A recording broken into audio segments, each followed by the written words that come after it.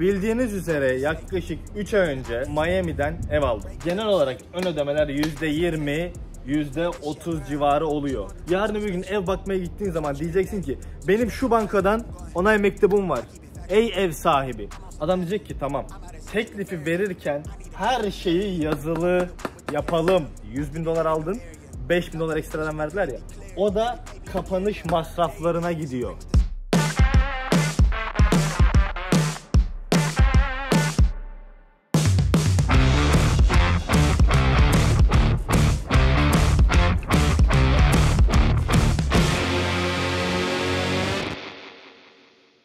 Herkese merhabalar arkadaşlar.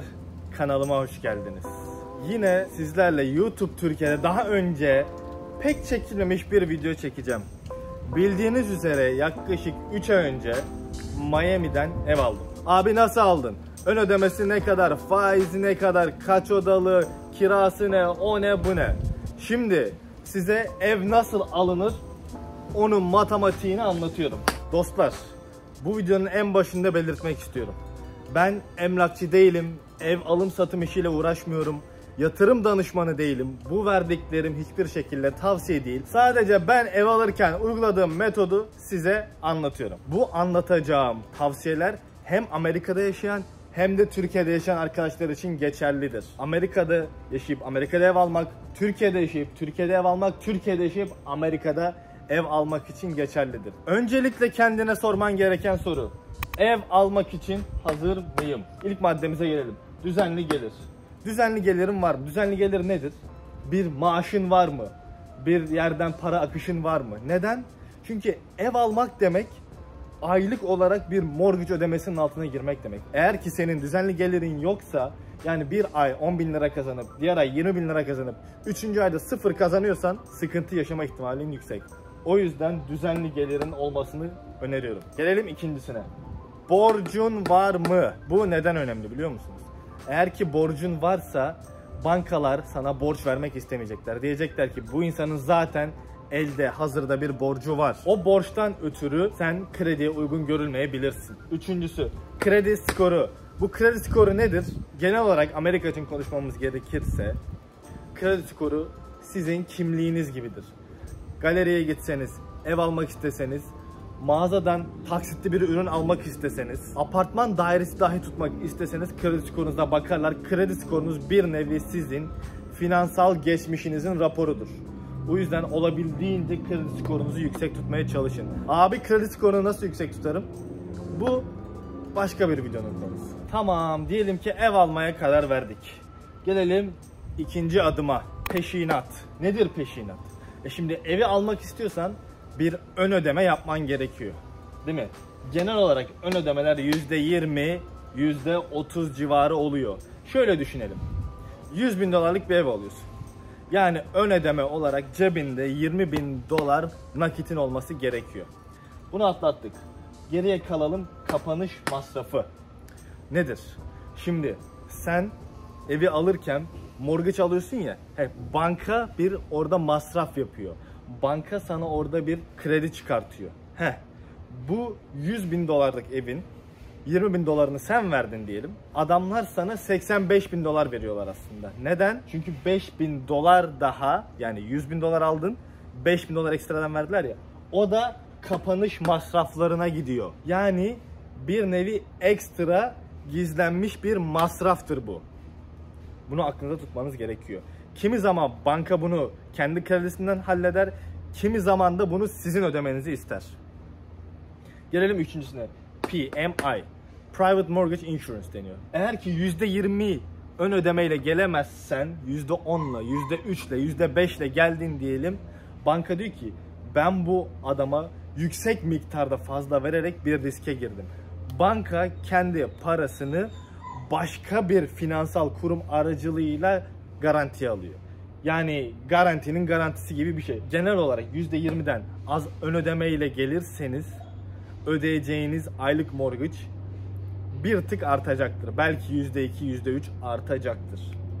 Şimdi gelelim 3. adıma. Bu arada 3. adıma geçmeden bu kadar sizin için uğraştığım için bir like atar mısın? Bir de aşağıya yorum at, takip et. Süpersin. Devam. Evet, helikopter geçiyor.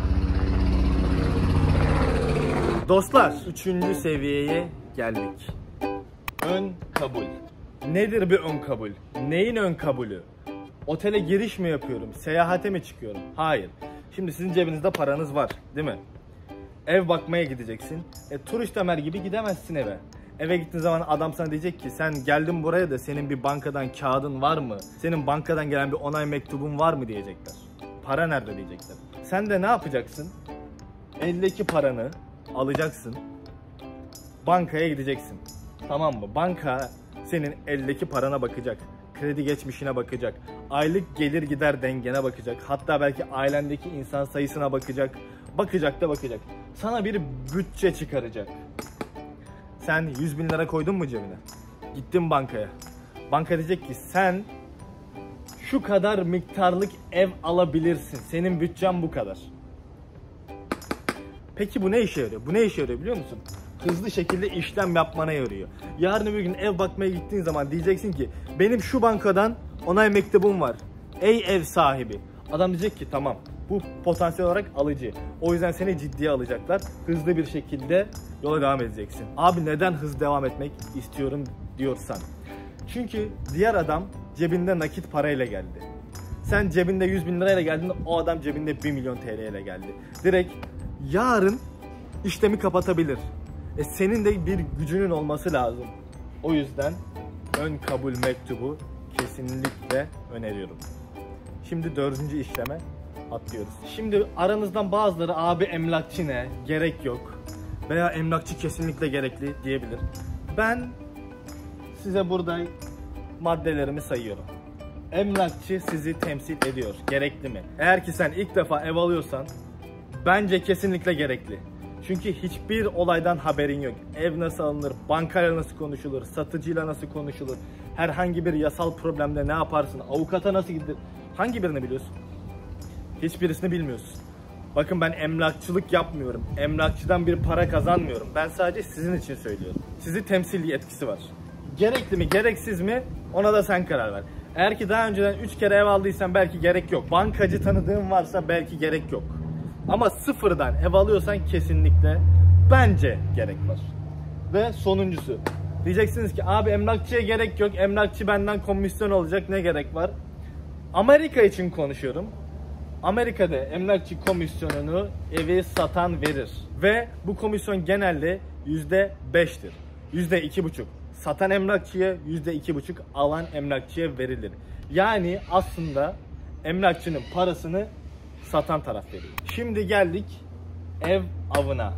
Yani sen bütçeni belirledin. Emlakçı tutup tutmayacağını belirledin. Şimdi beraber ev arıyoruz. Öncelikle neler? Kriterler.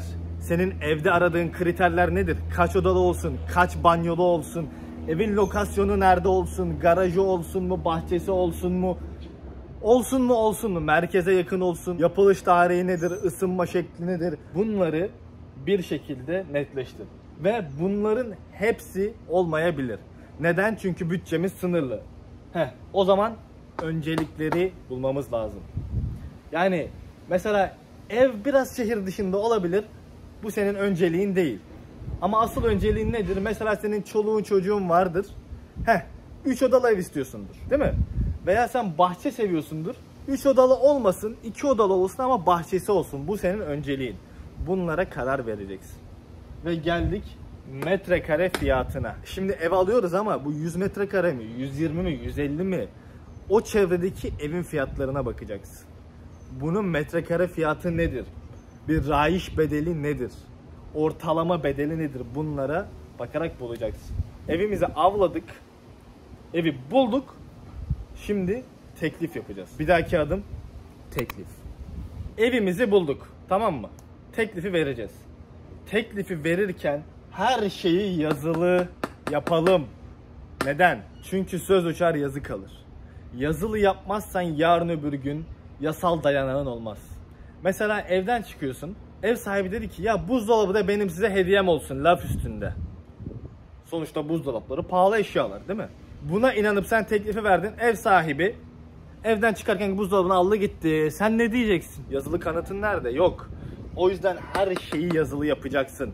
Bakın bu yazılı e-mail olabilir, mesaj olabilir, kontrat olabilir. Bunların hepsi yazılı olacak. Gelelim denetlemeye.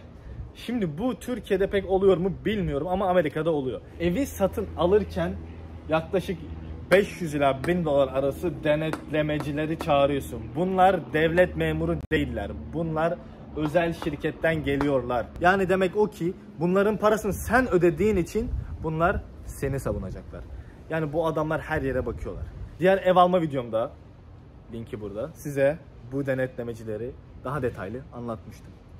Ama bu denetlemeciler geliyor, evin zeminine bakıyorlar, giderine bakıyorlar, elektrik sistemine bakıyorlar, evde klima varsa klimaya bakıyorlar, su sistemine bakıyorlar.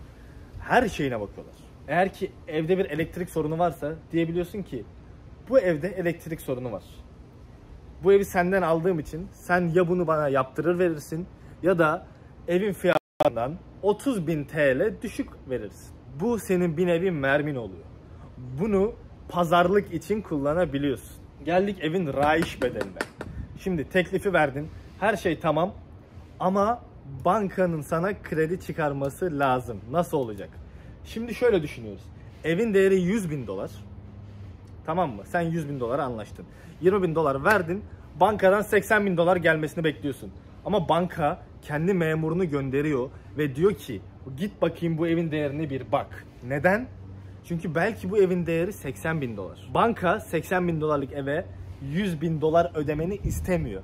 Neden? Çünkü sen yarın öbür gün kredini ödeyemezsen banka senin evine el koyacak. Ve onu geri satacak. Banka zarar etmek istemiyor. Diyor ki ben zarar edemem kardeşim. Ne olursa olsun ben kazanacağım diyor. Bu yüzden banka personeli gönderiyor. Diyor ki evet bu evin değeri 100.000 doları diye onay alıyor. Eğer ki evin değeri 95.000 dolar çıksa banka diyor ki ya kardeş sen 20.000 dolar koydun biz de sana 75.000 dolar vereceğiz. Neden? Çünkü evin değeri bize göre 95.000 dolar. Geri kalan 5.000 dolar nerede? Çıkar koy kardeşim diyor. Onu da sen koyacaksın. O yüzden raiş bedeli evin çok önemli. Senin ön ödemeni birden yalan edebilir.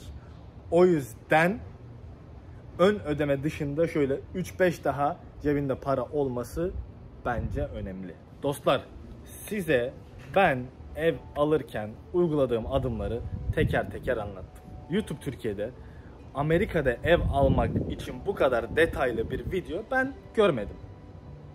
Sırf bu emeklerim için bir like'ınızı alırım. Teşekkür ederim. Eğer ki sorularınız varsa aşağıya bırakın, yardımcı olmaya çalışacağım. Şunu da anlatayım. Eğer ki sen Türkiye'de yaşıyorsan ve Amerika'da ev almak istiyorsan gene alabiliyorsun. Bunun için sana kredi veren özel kurumlar ve bankalar var. Sen sadece ön ödemeyle gel. Tamam mı? Cebinde %20 ila 30 arası bir ön ödeme olsun. %30 ön ödemeyle gelince herkes yardımcı olacaktır. Emlakçı da bulursun, sana yardımcı olacak. Bankacı da bulursun, ev sahibi de bulursun. Dostlar, gene ben size internette ücretli satılan bir bilgiyi ücretsiz şekilde verdim. Lütfen sırf bu emeklerim için bir like'ınızı esirgemeyin. Kanalıma abone olun. Bildirim zilini de açın. Bir dahaki videolarda görüşmek üzere. Çok teşekkür ederim. Oğuz Fly.